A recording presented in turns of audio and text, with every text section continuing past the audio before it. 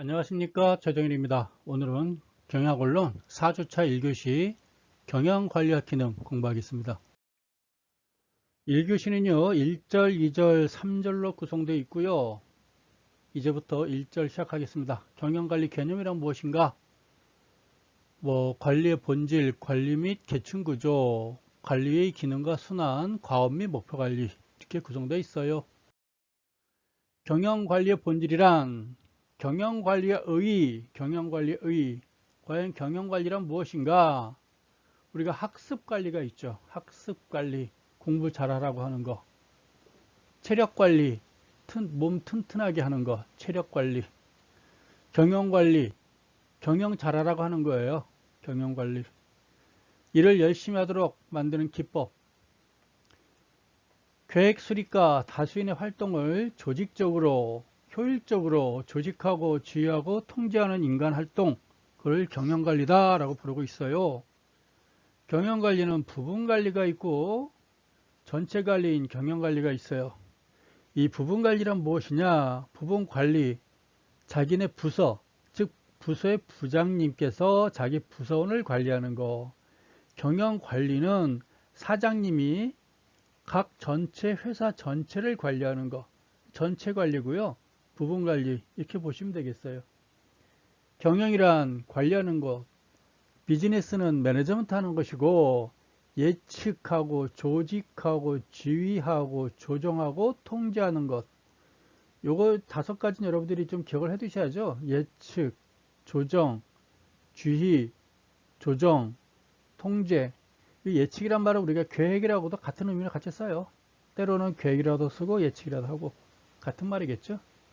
예측, 즉 계획, 조직, 지휘, 조정, 통제. 이 순서대로 하면 더 좋고요.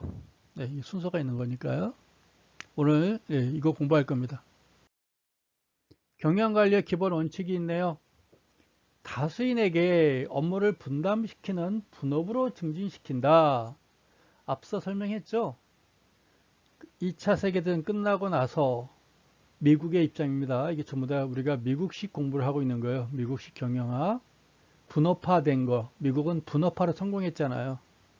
돈 많고, 천연자원 많고, 물건 만들면 다 팔리는데 사람이 모자라요. 그래서 한 사람당 생산성을 높이고 싶은 거예요. 한 사람이 밀을 수확해가지고 빻아가지고 가루를 만들어서 밀가루 만들어서 그거를 반죽해가지고 빵 만들어가지고 판매하고 포장하고 혼자 하려면 힘들잖아요. 그래서 밀을 수확해서 밀가루 만드는 사람까지 한 사람이 담당하고, 한 사람은 또 밀가루 만들어서 반죽하는 사람이 또 필요할 것이고, 한 사람은 빵을 만드는 사람이 필요할 것이고, 한 사람은 판매하고 포장하는 사람이 필요한 거겠죠. 그렇죠? 요즘 같으면 배달까지도 있었으면 더 좋겠네요. 그 분업화 시키는 거예요. 그러면 한 사람이 하루에 빵을 10개 만드는 거를 10사람이서 500개, 1000개를 만들 수 있겠죠. 생산성이 증가된다 그 말이에요. 업무의 내용, 목적, 과정 등에 따라서 종업원을 각 분야별로 분류해가지고 통제함으로써 증진시킨다. 다수인의 권한을 계층화시킴으로써 증진시킨다. 한 사람이 사장님이 혼자 100명 되는 전 직원을 관리할 수 없잖아요. 그러니까 부장님을 10명을 만들면 되겠죠. 그 밑에 직원들 10명씩 또 두면 되겠죠. 이렇게 하나요? 다수인의 권한을 계층화시킵니다.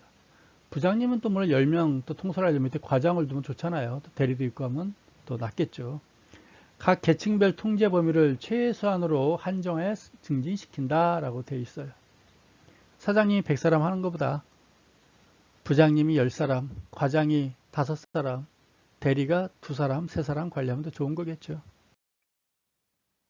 바로 경영관리 및 계층구조가 여기 있네요. 사장님이 계시고요. 밑에 총괄 경영자, 이사급이겠죠. 임원들.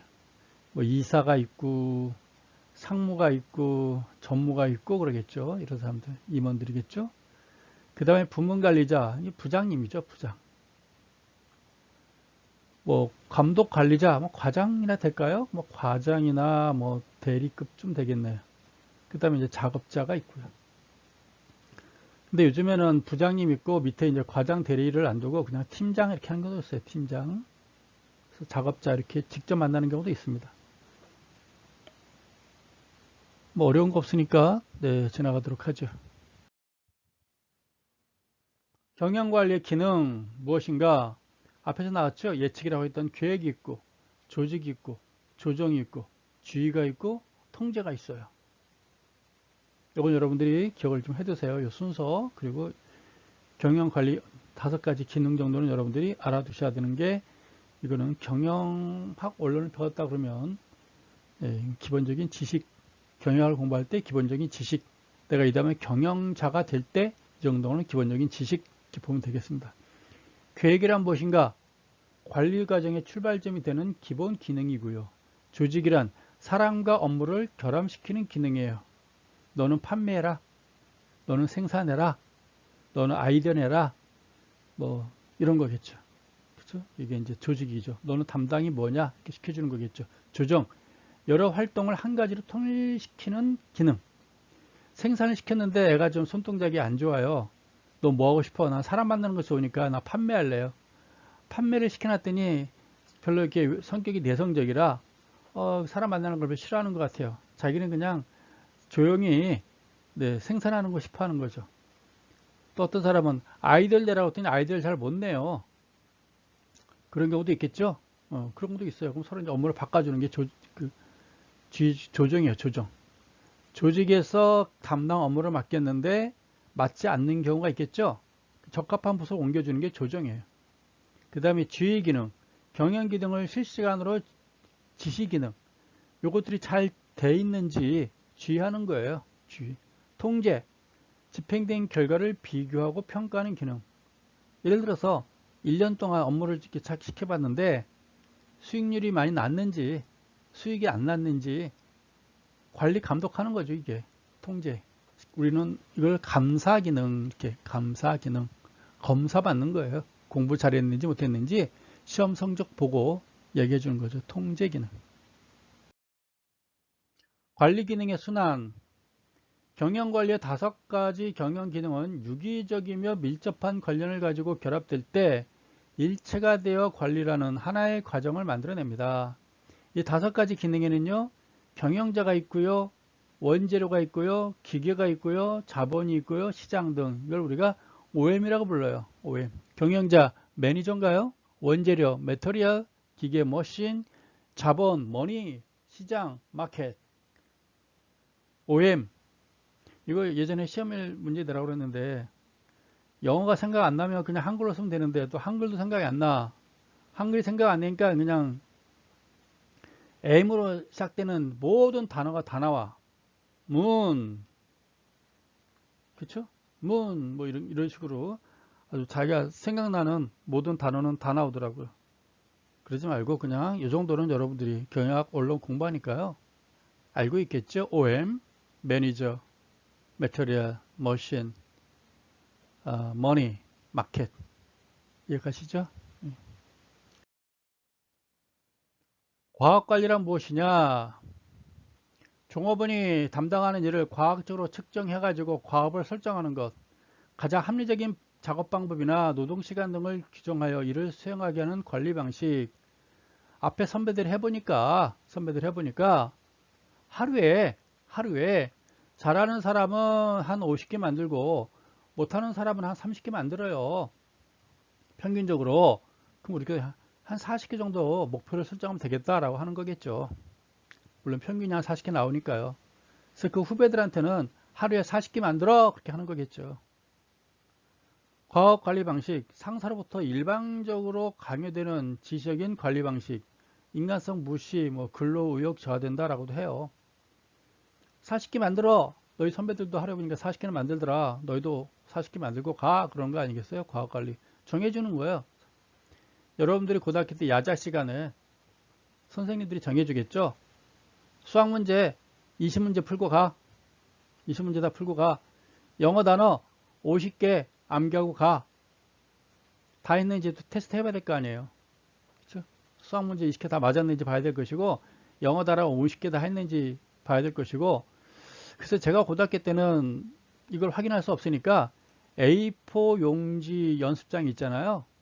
이걸 한 3장 정도 연습해가지고 꽉 채우라고 그랬어요. 그래서 막 공부한 걸 흔적을 보이라 그랬던 기억이 나요. 그러면 또 잘하는 친구들은 연필로 한번 쓰고 그 위에 빨간 볼펜 또 한번 쓰고 그 위에 또 검정 볼펜 또 한번 쓰고 앞뒤로 다 쓰고 그쵸? 그 정도는 공부해야 되겠죠. 과학관리, 네, 인간성 무시, 근로욕 너무 저하되는 거 아니에요? 왜? 나는 저 알아서 잘 하는데요. 왜 그러세요? 제가 오늘 컨디션 좋으면 많이 하고 컨디션 나쁘면 조금 하고 제 컨디션 따라 살게요. 이럴 수 있잖아요. 무조건 50, 뭐 40개, 50개 하라 그러면 인간성 무시. 아, 기분 나빠. 하고 싶었는데 갑자기 하기 싫어져. 이럴 수도 있잖아요. 목표 관리. 장기적이고 미래지향적인 관리를 통해서 이익을 달성하는 동태적인 기업의 욕구를 조정하는 관리 기법. 목표 관리의 세 가지 목표는 목표 설정이 있겠죠? 참여하겠죠? 피드백이겠죠? 목표 설정 정해주는 거예요. 오늘 뭐 8시부터 10시까지 앉아서 공부해. 참여 지켜보겠죠? 피드백 잘했나 안 했나? 또 앞서같이 영어 단어 50개 암기하고 가. 수학 문제 20개 풀고 가. 옆에서 계속 지켜보는 거죠. 그죠? 피드백도 있고요. 그런 겁니다. 아마 여러분들은 결과 관리 제일 좋을지 모르겠어요. 과학 관리, 목표 관리, 결과 관리. 기업체가 기대하는 결과를 종업원에게 할당하고 달성하는 과정이나 방법을 스스로 선택하도록 관리하는 관리 방법. 구성원의 인간성이 중시되고 직무 만족을 얻음으로 생산성이 향상된다고 주장하고 있어요. 여러분들이 그럴 수도 있겠네요. 고등학교 때 여러분 부모님이 공부해라 좋은 대학 가야지 그러겠죠. 그렇지 않을까요? 그 뭐라고 그랬어요. 그러면서 이번에 중간고사 공부하지 기말고사 보지 몇 등을 한지 두고 볼 거야 그럴 거 아니에요. 그럼 여러분들이 뭐라고 그래요? 아 대학만 잘 가면 될 거 아니에요. 대학만 잘 가면 될 거 아니에요. 왜 자꾸 그렇게 관여하세요? 알아서 스스로 잘하는데 대학만 잘 가면 될 거 아니에요. 그럴 거 아닙니까? 쉽게 말해서 결과만 가지고 따져주세요. 과정은 제가 알아서 잘 템포 조절할 거예요. 저는 스스로 잘하는 사람이에요. 이 결과만 가지고 얘기해 주세요. 그러겠죠. 왜냐하면 중간중간에 혼나지 않고 그냥 한 번만 마지막에 딱 혼나겠다는 거 아닌가요? 그런 겁니다. 자, 첫 번째 계획에 시작하죠. 경영계획. 경영계획의 성격이 있고요. 경영계획의 구분이 있고 계획의 수립과 원천이 있습니다. 경영계획의 의 미래 기업 경영 활동의 방향을 행동 과정으로 명시하는 것. 경영계획의 본질적인 요소가 있어요. 장래성, 미래와 관련돼 있어요. 미래 일정 기간에 실현하고자 하는 행동 과정의 결정이에요. 개인적 또는 조직적 승인이나 인간관계를 통해서 실현 가능하다 돼 있어요. 이 계획이라는 건 우리가 왜 하죠?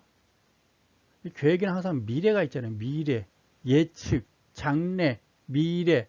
그쵸? 계획이란 건. 다시 말해서 우리가 미래라든 거는 몰라요. 우리가 몰라. 불확실해.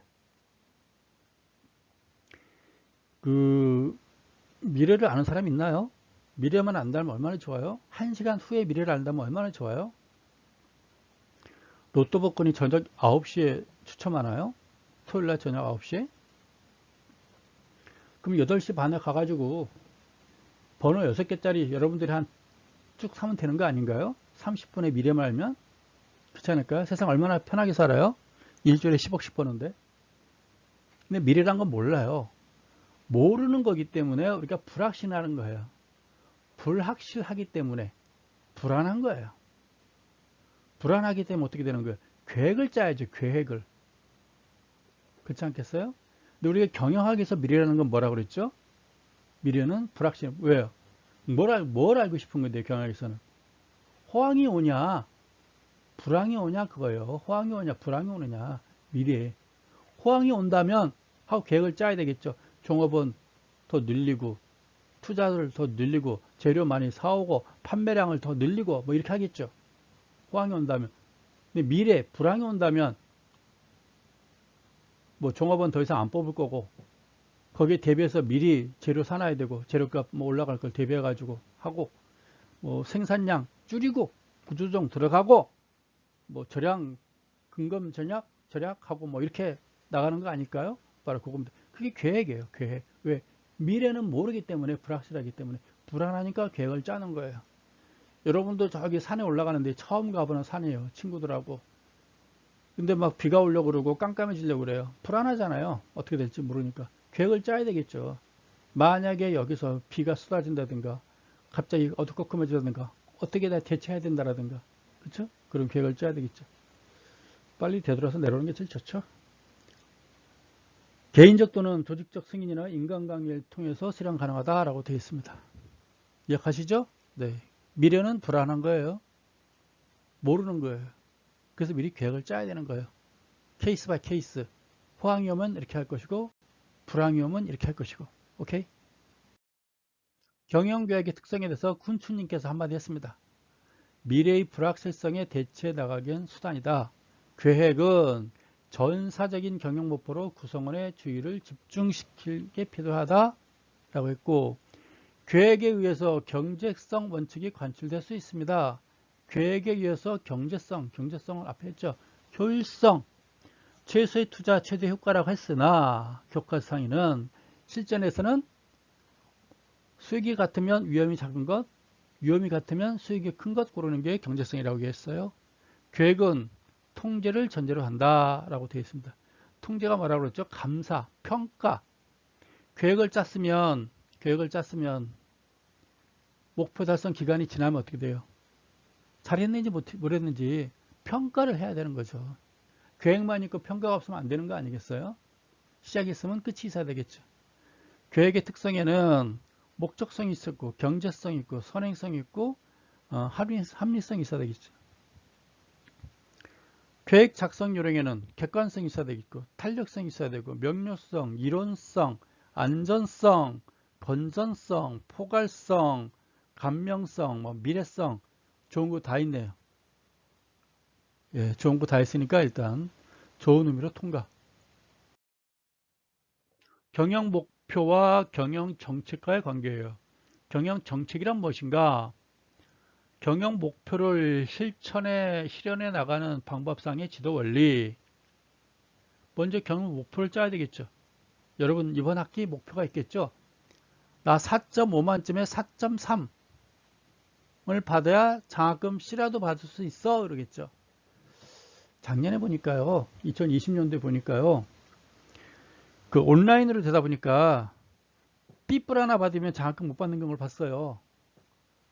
8과목인데 7과목인가 8과목을 하는데 전부 다 A뿔을 다 올 A뿔을 받아야 장학금을 받는다라고 돼 있더라고요. A나 B나 C나 어쩌다가 B 하나 받았는데 B뿔 받았는데 장학금을 못 받는 경우도 생긴대요. 이런 어쨌건 나 4.5 만점에 4.3이에요. 4.0이에요. 이라는 경영 목표가 설정할 수 있는 거겠죠. 그럼 정책을 세우고 계획을 짜야 되는 거겠죠.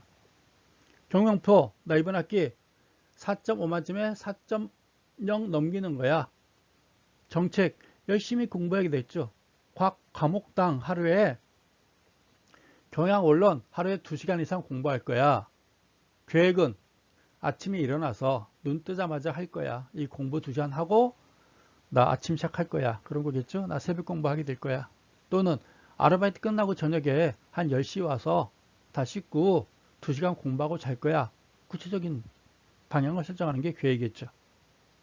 목표가 있고 정책을 설정하고 계획을 짜면 되겠죠. 실천하는 나가는 방안이겠죠. 따라서 경영 정책과 경영 계획이 잘 결합이 되면 경영 목표를 실현하는 거겠죠. 목표가 있는데 이 두 가지를 잘 만들어주면, 두 가지를 잘 묶어주면 경영 목표를 실천한다라고 보는 것 같습니다.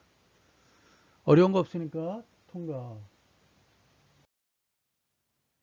개별계획과 종합계획이 있네요. 개별계획, 종합계획. 종합계획은 사장님이 짜는 거고 개별계획은 각 부서의 부장님이 짜는 거겠죠. 이거는 학교를 치면 총장님이 짜는 거고 이거는 각 학부별로 학장이나 각 학부장이, 학과장이 짜는 거겠죠.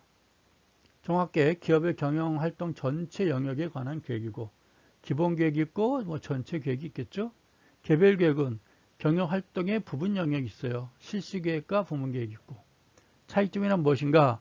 종합계획은 최고 경영자가 설정하고 개별계획은 부문별 관리자가 설정한다 라고 되어 있네요. 어려운 게 없어 보이는 것 같아요. 그렇죠? 여러분 가정으로 치면 아버지가 종합계획을 짤 것이고 개별계획은 여러분 어머니, 오빠, 누나, 나, 동생, 여동생, 남동생이 다 짜는 거겠죠. 우리 멍멍이도 계획 짤 수 있어요? 개별 계획의 내용에는 뭐가 있어요? 부문별 제조 계획, 부문별, 각 부서별, 생산별 제조 계획이 있겠죠. 오토바이 만드는 데가 있고, 제과점 같으면 도나츠, 햄버거, 식빵, 크림빵, 단팥빵, 판매 계획, 판매 부서, 오늘 만든 거 다 팔래. 10시에 문 닫는데 8시 전에, 9시 전에 다 팔아버릴 거야. 구매 계획, 밀가루 오늘 사오고, 설탕 사오고, 크림 사오고, 파우더 사오고, 소금 사오고 등등등 하겠죠. 재무 계획, 이번 달 한 달에 100만 원 투자해서 최소한 우리 120만 원 이상 수익 올리자. 연구 개발, 옆집에서는 경쟁업체에서 보니까 크림빵을 아주 요상망측하게 하고 있고 케이크를 해피 벌스데이도 추가한다고 하는데 우리도 뭔가 새로운 케이크도 만들고 크림빵 만들고 단팥빵 만들자 하는 거 아니겠어요? 구성 요소별 자본 계획 있고 요원 계획 있고 자본이 들어가면 돈이죠. 돈 관리하는 거고 요원 계획은 사람 관리하는 거죠. 종업원 어떻게 계획할 거냐. 운전자본 계획, 이 자본 중에는 운전자본이라는 게 있어요. 운전자본 드라이브가 아니고요. 운영되는 자본, 운영자본. 여러분도 가지고 있는 돈이 있나요? 두 가지가 있죠. 하나는 은행에 저축해 놓은 거 비자금이 꼽을 치는 게 있는가 하면 이번 달에 쓸 돈이 있을 거 아니에요. 그게 운영자본이에요. 이번 달에 30만 원 가지고 이번 달 써야 돼. 이거 가지고 화장품 사고 뭐 점심 먹고 차비하고 다 해야 돼. 그쵸? 커피 사 먹고. 그 바로 운전자본, 운영자본을 말하는 거예요. 어떻게 쓸 것인가. 설비자본 계획. 설비라는 게 뭘까요? 기계 사오는 거죠. 기계. 우리가 필요한 기계 사야 돼요. 나도 이번 달에 보니까 그 펜도 좀 사야 되고 노트도 좀 사야 되고 뭐 교재도 사야 되고 또 뭐 핸드폰 또도 뭐 하나 받침대 하나 사야 되고 뭐 그런 거 있지 않을까요? 있겠죠? 공장 요원 계획. 그냥 공장에서 일하는 종업원들 말하는 거겠죠. 요원들 계획. 교육도 좀 시켜야 되고요. 보너스도 좀 주고요. 뭐 그런 거 아닐까요? 사내 교육 계획. 네. 종업원들 교육 시켜야겠죠. 뭐 새로운 상품이 나왔으면 그 상품에 대해서 교육시키고 판매할 때 이거는 맛있고요. 뭐 하고요. 여러분들 어디 가면 그 제품 물어볼 거 아니에요. 그럼 종업원들이 잘 설명해 줘야지. 종업원 글쎄요 제가 입사한 지 얼마 안 돼가지고 이 빵 만든 지 얼마 안 돼가지고 잘 모르겠어. 그러면 안 되잖아요. 사내 교육을 실제로 금융기관에서는 금융상품이 새로 하나 나오면 종업원들 교육시켜요. 이 상품에 대해서 소비자가 질문했을 때 잘 대답할 수 있게 잘 얘기해 줍니다. 교육 다 시켜요. 장기 계획과 단기 계획이 있네요. 1년 이상이면 장기 계획이에요. 금융기관에서. 우리 경영학에서. 1년 미만이면 단기예요. 쉽죠? 장기냐 단기냐 기준은 뭐라고요? 1년이에요. 1년 이상이면 장기, 1년 미만이면 단기 이렇게 불러요. 그래서 1년 이상의 계획은 종합계획이에요. 1년 미만의 계획은 우리가 단기 계획, 개별 계획, 각 부서별 계획이고 종합계획은 회사 전체 계획이다 라고 보면 되겠죠. 즉 1년 이상의 장기 계획은 회사 경영진이 하는 것이고 각 부서에서는 1년 미만의 계획을 짜는 거다 그 말이에요. 각 부서에서 무슨 1년 이상 계획을 짜겠어요. 그 사이에 인사이동 날 텐데. 예전에 그러더라고요. 우리 어떤 학생이 그러면 우리 이성 친구는 1년 단위로 장기 만남, 단기 만남 그렇게 됩니까? 라고 물어보더라고요. 그때 제가 농담 삼아서요. 3개월 그랬는데 네, 이런 말 이렇게 하면 큰일 나나요? 예, 웃자고 한 얘기예요. 실체적 계획과 가치적 계획이 있어요. 계획이 실체적 측면에서 또는 가치적 측면에서 수립되느냐에 따라서 구분하고 있어요. 가치적 계획은 이익 계획이고 실제적인 계획은 경과 계획이다 라고 보는 거 있어요. 경과 계획이라는 게 뭘까요? 1단계, 2단계, 3단계, 4단계, 5단계가 있잖아요. 1단계 통과, 2단계 통과, 3단계 통과 하는 거 아니겠어요? 경과 계획이죠. 그럼 가치적 계획은요? 이번에 목표 순이익 100만 원 버는 거야.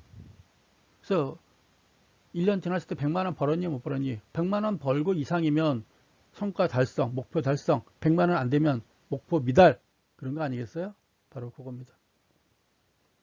이해가나요? 경과 계획은 이익 계획 구분한가요? 뭐 좀 쉽게 말하면 1차 목표 100개 판매, 2차 목표 200개 판매, 3차 목표 뭐 300개 판매. 그래서 우리는 3차 목표까지 다 달성했다라고 보는 거겠죠. 전략적인 경영계획. 전략적인 경영계획. 경영 전략적 관점에서 수립한다.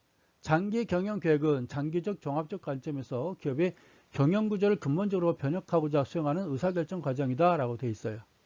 과거에 장기 경영계획의 문제점은 무엇인가? 외부 환경 변화에서 적극적인 조치를 취하지 않았어요. 외부 환경 변화를 전혀 고려 안 했다 그 말이에요. 호경기, 불경기도 고려 안 했고 정치적인 변화도 고려 안 했고 코로나19 고려 안 했고 그런 거 아니겠어요? 뭐 메리츠, 뭐 사스 이런 거 고려 안 했다 그 말이죠. 독립적 분산적으로 혁신 요소 포함되지 않았고요. 이윤 목적의 일원화 경향이 강했다. 과거에는 오로지 회사에서 목표는 돈만 많이 버는 거 있잖아요. 돈만 오로지 이윤이에요. 이번 올해 목표 10억 버는 거, 100만 원 버는 거, 1000만 원 버는 거. 따라서 불량식품 만들 수 있으면 살짝 만들어. 뭐 눈치 안 채게 만들어. 뭐 이런 거 아니겠어요? 오페스 나오는 거 몰래 갖다 버려. 환경오염 그게 뭐가 중요해? 바람 불면 다 날아가는 건데. 그렇지 않겠어요? 그럼 옛날에 그랬다는 거예요. 봤냐고요? 눈으로 직접 본 건 없어요. 커피 한 잔 마실게요. 경영계획의 수립 방법에는 기업 환경의 변화에 따른 예측, 경제적, 사회적, 정치적 동향에 대한 예측 필요하다 그 말입니다. 중요하잖아요. 기업 내부 상황 분석을 해야 되겠죠. 글쎄요. 하나 때 경영도 기업도 경영 전쟁인데 우리 지피지기 내부 상황 분석해야 되겠죠. 장기 목표 설정을 해야 되겠죠. 목표 없으면 안 되잖아요. 여러분도 나는 미래에 뭐가 될 거야? 가끔 물어봤어요. 근데 지금 질문할 수가 없네요. 너의 목표가 뭐니? 뭐 대기업 들어가겠습니다. 뭐 예를 들어서 뭐 대통령 되겠습니다. 뭐가 있어 나와야 되는데 졸업하고 뭐 할 거야? 그러면은 대기업이란 말은 차마 못하고 중소기업 가자니 좀 그렇고 그러니까 중견기업 갈래요. 뭐 이런 말을 많이 하더라고요. 네. 예전에 그랬다는 얘기입니다. 장기 이익 계획 정책, 장기 프로젝트 계획 정책, 수익, 비용 및 이익 견적, 장기자금 계획의 책정, 뭐 예산 편성 등등 경영계획에 수립하는 방법이다 라고 되어 있습니다. 어려운 내용이 없으니까 그냥 통과할게요. 경영계획의 원칙에 대해서 쿤추님께서 또 한 말씀 했어요. 한목적성 원칙이 있고 계획의 우선 원칙이 있고 일반성 원칙이 있고 계획의 효율성 원칙 다 좋은 얘기네요. 목적이 있어야 되고 계획 먼저 짜라 그 말이에요. 일반적인 거 누가 봐도 이해할 수 있게 효율성이 필요한 거겠죠. 쿠텐베리께서도 한 말씀 하셨네요. 계획 조정의 원칙, 단기 계획 및 장기 계획을 서로 잘 조정해야 되겠죠. 단기가 쌓이면 장기가 되는 거 아닌가요? 장기 안에서 각각 단계별로 만드는 게 단기 계획이겠죠. 국가발전 계획에 있어요. 20년간 국가발전 계획이 있다 그 말이에요. 그럼 5년씩 잘라가지고 1차 5개년, 2차 5개년, 3차 5개년, 4차 5개년 목표가 따로 정해지는 거겠죠. 계획의 신축성의 원칙, 신축성을 지니는 것으로 설정한다라고 융통성 좀 있다 그 말입니다. 1단계에서 잘 안 되는 건 2단계로 넘기고요. 하다 보니까 2단계에서 좀 무리가 있으면 3단계로 넘기고요. 4단계에서 할 거야. 3단계 때 끝나버려. 이런 걸 수도 있는 거 아니겠어요? 좀 신축적으로 융통성 있게 살자. 그 말입니다. 계획 짰으니까 계획대로 가자. 그거는 좀 이과생들이 조금 그럴 수는 있겠네. 그렇죠? 근데 우리 또 경영하는 사람들은 또 너무 융통성만 또 내세우니까 그게 문제가 될 수도 있고. 모든 것은 조화로움? 네, 조화로움이겠죠? 3절에 이제 경영 조직까지 왔네요. 빨리 왔네요. 경영 조직에 의의가 있고 경영의 조직과 과정이 있고 경영 조직의 유형이 있어요. 뭔 말인지 보도록 하겠습니다. 경영조직의 유형, 경영조직의 개념이 있습니다. 경영계획이 수립되면 이를 수행하기 위한 경영조직이 형성되고 인간은 혼자서 달성할 수 없는 목표나 욕구를 가지고 있기 때문에 경영조직이 필요해요. 혼자 안 되기 때문에 팀워크, 협동해라 그 말 아니겠어요? 조직을 만들어라 그 말이에요. 그래서 여러분도 뭐 발표시킬 때 혼자 안 시키잖아요. 혼자 안 시키고 팀 조직 시켜주잖아요. 4명을 한 팀으로 만들어주잖아요. 4명이 모이다 보면 나는 발표를 잘해. 나는 작성은 못하는데 요거 편집 작업 되게 잘해. 나 PPT나 자신 있어. 어떤 사람은 나는 이거 테두리 잘 만들어. 어떤 식으로 할 건지. 나는 내가 작성할게. 요약 정리 잘 해볼게. 이런 거 아니겠어요? 한 사람은 구성하고, 한 사람은 요약 정리하고, 한 사람은 PT 만들고, 한 사람은 발표하고. 내가 혼자 다 하려면 머리 빠개지는데. 그쵸? 4사람이. 조직을 만들어주면 잘한다 그 말이에요. 미국 경영학자 버너드에 의하면 개인의 행동은 일정한 목표를 달성하는데 개인의 생리적인 능력과 환경적인 제약이 존재한다 했어요. 이 생리적인 능력에는 육체적인 능력, 지각 능력, 판단력 능력, 의사결정 능력이 다 다르겠죠. 앞서 말했듯이 발표 잘하는 사람 있고 PT 잘 만드는 사람 있고 요약정리 잘하는 사람 있고 구성 잘하는 사람 있잖아요. 그건 각자 개성이에요. 근데 한 사람한테 넌 왜 이거 못하니 그러면 아니 되는 거죠. 넘어갈까요? 경영 조직의 개념이 있어요. 개인의 능력 파악해야 되겠죠. 경영자는, 리더는. 우리 회사의 내부의 현황 파악해야 되고 외부 및 내부 환경 파악해야 되고 거기에 뭐 제약이 뭐가 있는지 우리 회사 목적이 무엇이니에 따라서 어떤 협동 시스템을 만들어야 되는 거겠죠. 협동 시스템을 만드는 과정들, 그게 경영 조직 개념이다 라고 보는 것 같습니다. 어려운 게 없으니까 통과해 볼까요? 경영 조직의 정의에 대해서 또 버나드님께서 한 말씀 했어요. 제약을 극복하기 위한 수단으로 형성되는 협동 시스템을 조직한다. 일하다 보면 왜 이런 걸림돌이 없겠어요? 다 있죠. 이런 걸 넘어서야 되는 거 아니겠어요? 이렇게 넘어서야 성장하죠. 그렇죠? 평평하면 재미없잖아요. 조직은 어떠한 목적을 달성하기 위해 의식적으로 결합된 2인 이상의 인간 활동과 힘의 체계다라고 주장합니다. 경영 조직은 단순한 집단이 아닌 인간의 협동 체계로 파악하고 있다라고 보는 것입니다. 조직, 목적 달성을 위해서 최소한 2명 이상이 결합된 힘의 집단. 이해가시죠? 혼자서 안 되는 거. 조직하시고 팀워크가 잘 되면 좋은 거 아니겠어요? 경영 조직의 정의에 대해서 브라운님도 한 말씀 하셨어요. 경영이란 각 구성원이 협동적 활동을 하고 경영 목적을 더욱 효과적으로 달성하기 위해서 각 구성원들이 수행해야 될 역할과 구성원 간의 관계를 규정하는 게 조직입니다 라고 되어 있습니다. 내가 할 일과 또 구성원 간의 관계를 파악하는 거. 너는 구성해, 나는 요약 정리할게, 나는 PT 만들고 너는 발표하고. 그쵸? 각각 장점이 있는 거 아니겠어요? 경영의 효과적인 관리를 위해서 조직은 구성원의 책임과 직무 간의 관계를 규정해야 되겠죠. 너 이거 잘해, 너 이거 잘하고 각자 일 각자 업무 잘해 하는 거 아니겠어요? 다 잘해줬는데 발표자가 망가뜨리면 끝. 그렇지 않겠어요? 발표자 준비 잘 돼 있고 잘 만들었는데 PT를 엉망진창 만들면 또 아마추어급, 너무 아마추어급 만들면 그렇잖아요. 바로 그런 겁니다. 어려운 게 없으니까 통과. 경영조직의 정의에 대해서 버나드는 경영조직의 목적을 강조했고요. 브라운은 조직 목적을 달성하기 위해서 구체적으로 어떠한 과정을 포함해야 되는가를 강조했어요. 조직의 중요한 2가지 과제에는 각 구성원이 책임과 직무를 정하는 것, 직무 간의 상호 관계를 정하는 것. 앞에서 했던 내용들이죠. 네. 각 구성원의 책임과 직무 각각 맡은 거 잘해라. 직무 간의 상호 관계도 정해줬고요. 구성하고요. 요약 정리하고요. PT 만들고요. 발표하는 거고요. 나 끝났으니까 네가 알아서 해가 아니겠죠? 발표할 때, PT 만들 때 서로 의견 교환해야 되겠죠.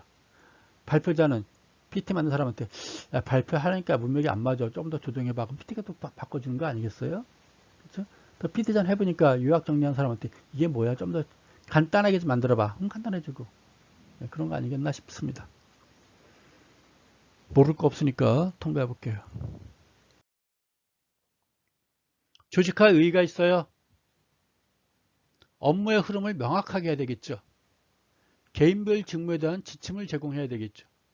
각 직무를 성공적으로 수행하기 위한 행동 체계를 마련하므로 계획 수립과 통제에 도움이 되겠죠. 의사소통과 의사결정을 위한 경로를 수립하는 것이고요. 직무의 중복과 과업에 대한 갈등을 제거해 주고요. 각 구성원의 직무 수행 성과를 증대시키고요. 일하다 보면 서로 갈등 많이 나오겠죠. 이게 네가 할 일이야, 내가 할 일이야. 그렇죠? 그걸 또 이제 딱딱 하는 거죠. 너 구성해. 나 요약 정리. 나 PT. 나 발표. 딱딱 정해져 있잖아요. 그렇지 않겠어요? 각 구성원의 수행 성과 증대시키는 거겠죠. 나는 이걸 잘하니까 이거 하는 거고, 이거 잘하니까 이거 잘하는 거고. 자기 잘하는 거 하는 거니까, 자기 장점 살리는 거니까 잘 하겠죠. 나는 PT 잘하는데 이 사람 이거 시키면 안 되잖아요. 나는 발표하기 싫은데 서로 바꾸면 안 되잖아요. 그런 겁니다. 사람은 각자 개성이 있는 거고요. 자기 개성, 장점 살려주는 게 중요한 거겠죠. 가끔 예전에 그 이야기도 물어봤어요. 너 잘하는 걸 할래? 좋아하는 거 할래? 근데 예전에 보니까 여담이에요. 여담. 항상 제가 하는 이야기에 대해서 마음에 이렇게 두지 마시고요. 예. 서울법대에서요. 교수님이 1학년 첫날 첫 수업 때 물어봤대요. 그 서울법대 학생들 한 50명 앉혀놓고 니들은 이 다음에 잘하는 거 할래? 좋아하는 거 할래? 이렇게 했대요. 잘하는 거 할래? 좋아하는 거 할래? 학생들의 의견이 분분했겠죠? 근데 그 교수님이 딱 결론을 해줬대요. 니들은 잘하는 거 해. 좋아하는 거 하지 말고 잘하는 거 해. 그랬대요. 결론을 정해줬대요. 딴짓 하지 마. 니들은 잘하는 거 해. 서울법대생이 잘하는 게 뭘까요? 공부죠. 공부란 얘기입니다. 조직화의 5가지 구성 요소. 직무란 무엇인가? 직능, 구성인에게 각각 분할된 업무의 기술적 단위나 업무의 총체를 말하는 거고, 직무에는 필연적으로 직무 수행과 관련되는 권한과 책임이 수반된다라고 보는 겁니다. 자기 업무에 대해서는 책임과 권한이 수반되겠죠. 구성하고 요약 정리하고 PT 만들고 발표하고 각각 책임과 권한이 주어지는 거겠죠. 그럼 권한이란 무엇이냐? 일정한 직무를 스스로 수행하거나 타인에게 수행하게 하는 공식적인 힘이다. 직무를 수행하는 데 필요한 것으로 직무와 권한은 서로 밀접한 관계가 있어요. 직무와 권한은 이건 내 업무야. 건들지 마. 네, 그렇죠? 이건 내 업무야. 건들지 마. 거기 따른 권한도 있겠죠. 내 거야. 침범하지 마. 그래서 권한에는 법정설, 수용설, 직능설이 있어요. 이게 뭔 말이에요? 그러더라고요.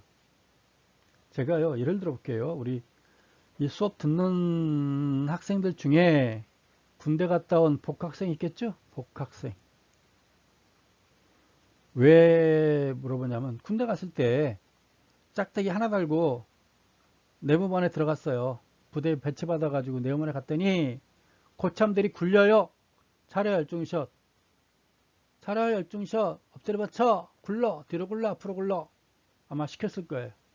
그때 여러분들은 정없이 앞으로 굴러 뒤로 굴러 뭐 차려 열중샷 엎드려 받쳐 다 했을 거예요. 왜 했을까요? 왜? 그 규정이 없는데 왜 했을까요? 아마 법정설. 아, 내무반에 갔는데 내무반 고참들은 나한테 이렇게 시키는 건가 보다. 법으로 돼 있나 보다. 규정에 있나 보다. 라고 여러분들이 인정해 준 거예요. 그러니까 굴른 거예요. 또 수용설. 여러분들 수용한 거예요. 아, 고참이니까 나한테 저러나 보다 하고 여러분들이 수용 받은 거예요. 그렇죠? 직능설. 아, 고참은 저런 능력을 저렇게 해야 되는 업무가 있나 보다. 신빙이 하나 오면 고참은 이런 식으로 업무를 시켜야 되나 보다. 저 사람 직무인가 봐, 하는 일인가 봐.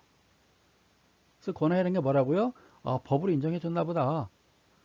내가 수행하는 거예요, 상대방을. 또 직능, 원래 저런 자리엔 저런 거 하는가 보다.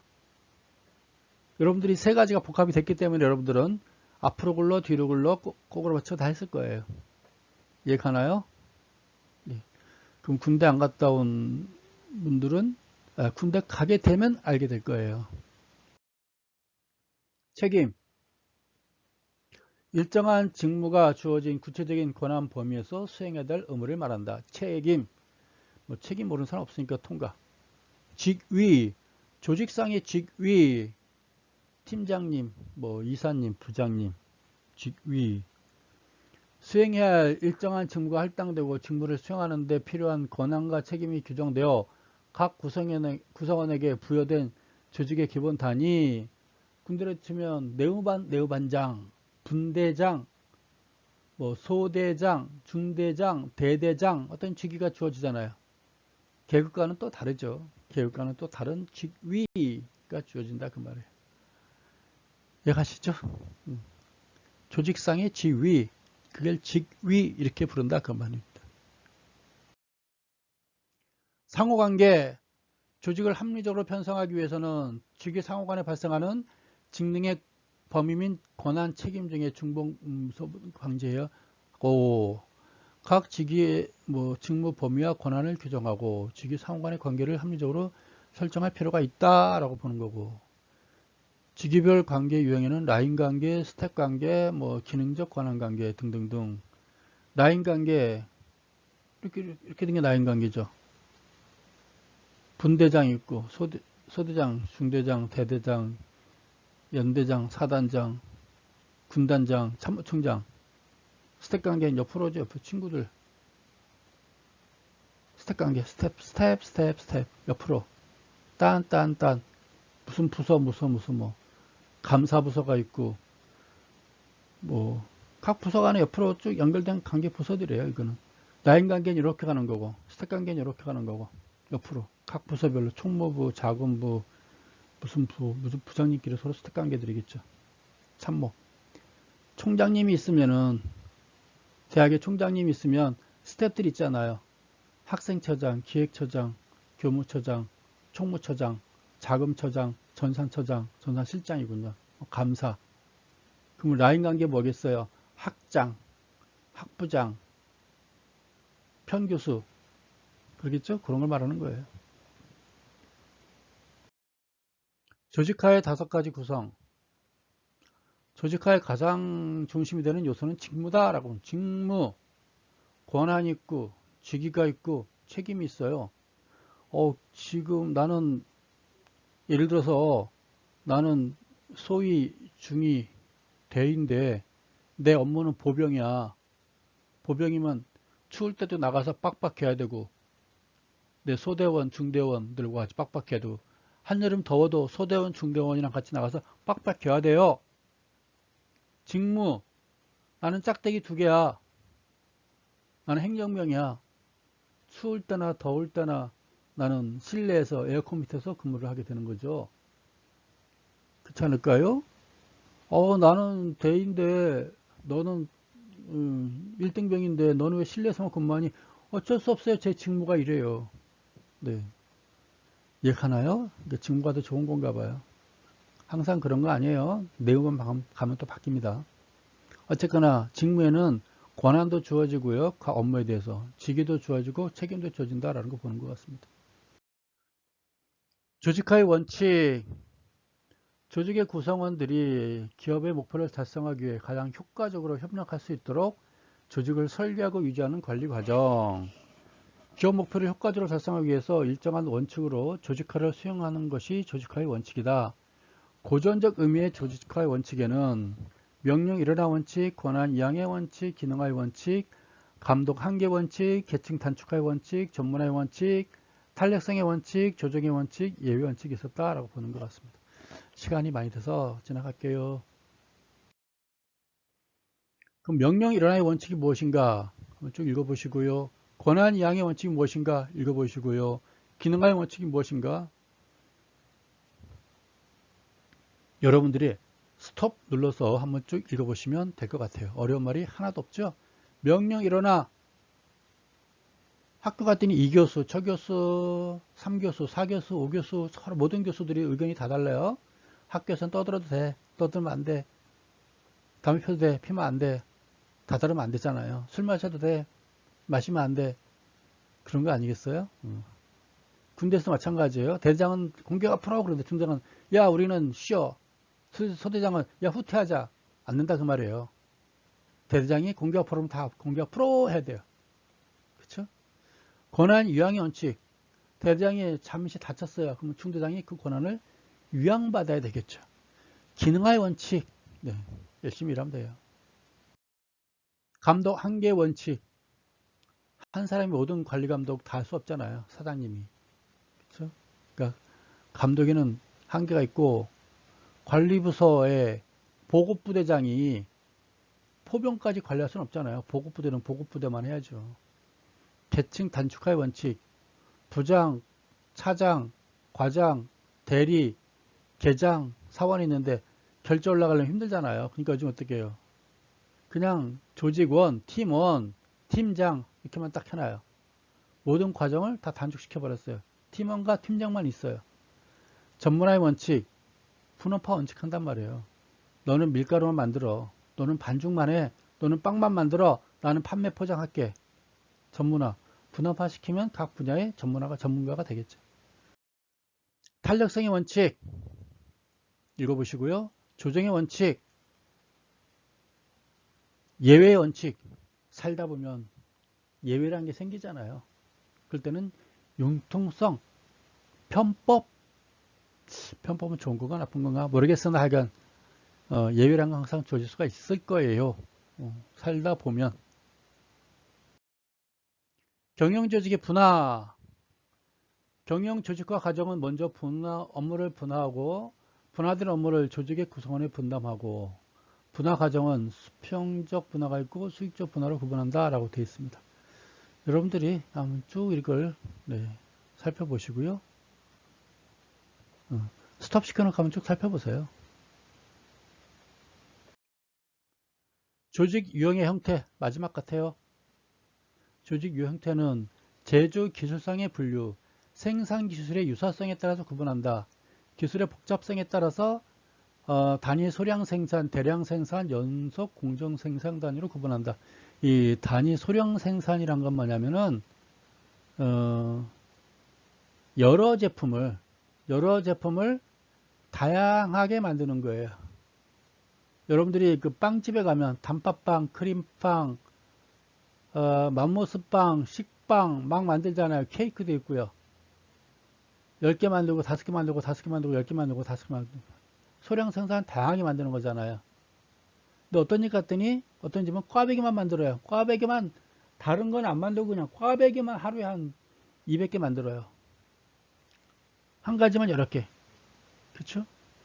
조금씩 여러 개 만드는 거고 한 가지 두 가지 제품을 대량으로 만드는 거죠. 꽈배기집 가면 단팥빵까지 있긴 있어요. 한 두 가지 만드는 거죠. 연속 공정 생산은 무엇이냐? 원유 생산해 가지고 제일 먼저 나오는 게 등유죠. 등유. 그 다음에는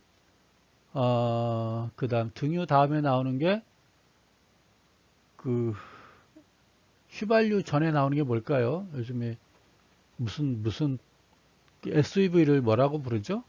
등유는 석유거든요.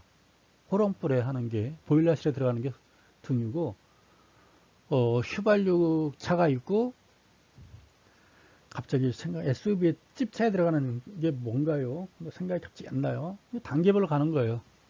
처음에 등유 나오고 휘발유 나오고 이런 거. 그렇죠? 그 단계별로 공정 생산하는 겁니다. 또 뭐가 있을까요? 공정 생산에는 자동차죠. 자동차 생산할 때 처음에 하나 쭉 지나가게 되면 바퀴 끼고 엔진 끼고 차체 끼고 문 끼고 끼고 뭐 하면 차 한 대가 만들어지는 거 아니에요. 연속 생산되는 과정들이겠죠. 단위 소량 생산 쭉 내용 보시면 그런 얘기일 거예요. 이런 내용들. 시간이 많이 돼가지고. 대량 생산 다 있었는데 그랬네요. 자동차 조립 및 동일 제품을 대량으로 생산하는 것도 이것도 대량 생산이라고 합니다. 연속 공정 생산, 석유 생산, 프렌트 생산. 네. 기술과 조직 구조. 마지막 페이지인가요? 또 하나 있나요? 마지막 페이지입니다. 명령의 연계, 단위 소량 생산에는 불명확하고, 대량 생산 명확하고, 불명확하고. 라인 스태프 관계, 통제 범위, 분무나 조직 구조를 단위 소량 생산이냐, 대량 생산이냐, 연속 공정 생산에 따라서 구분 줘놓은 거니까요. 스탑 시켜놓고 여러분들 한번 째려보시면 이해가 되지 않을까 싶어집니다. 감사합니다, 여러분. 2교시 때 뵙도록 하죠.